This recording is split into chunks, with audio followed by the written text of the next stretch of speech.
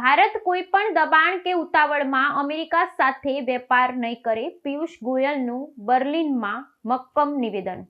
Bharat America વચ્ચે ચાલી રહેલી વ્યાપારિક મંત્રણાઓ સંદર્ભે કેન્દ્રીય વાણિજ્ય અને ઉદ્યોગ મંત્રી પિયુષ ગોયલે સ્પષ્ટ અને મક્કમ શબ્દોમાં ભારતનું વલણ રજૂ કર્યું છે. જર્મનીના બર્લિન ખાતે આયોજિત બર્લિન ગ્લોબલ ડાયલોગ કાર્યક્રમમાં બોલતા તેમણે જણાવ્યું કે ભારત કોઈપણ પ્રકારના દબાણ હેઠળ કે ઉતાવળમાં વ્યાપારિક કરાર કરશે નહીં અને પોતાના રાષ્ટ્રીય હિતોને સર્વોપરી રાખશે. પિયુષ ગોયલે જણાવ્યું કે અમે અમેરિકા સાથે વાટાઘાટો કરી રહ્યા છીએ, પરંતુ અમે ઉતાવળમાં સોદા કરતા નથી. અમે સમયમર્યાદા કે માથા પર બંદૂક રાખી કોઈના દબાણ હેઠળ કરાર કરતા નથી.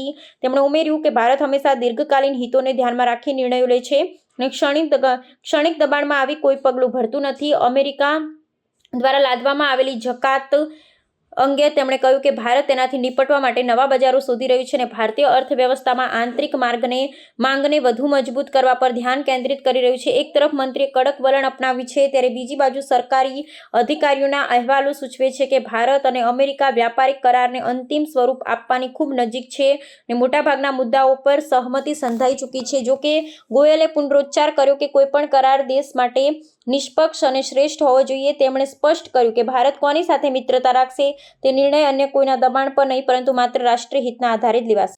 And we are talking to the United States, of course, but we don't do deals in a hurry, and we don't do deals with deadlines or with a gun on our head.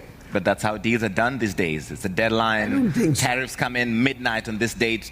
Take it or leave it. India looks long term. India never takes decisions in a rush or on the pressure of the moment. And we've accepted if there's a tariff on us, there is a tariff on us. We are looking how to overcome that. We are looking at newer markets. We are looking at a stronger demand impetus within the Indian economy. So we have a very resilient structure, 1.4 billion people.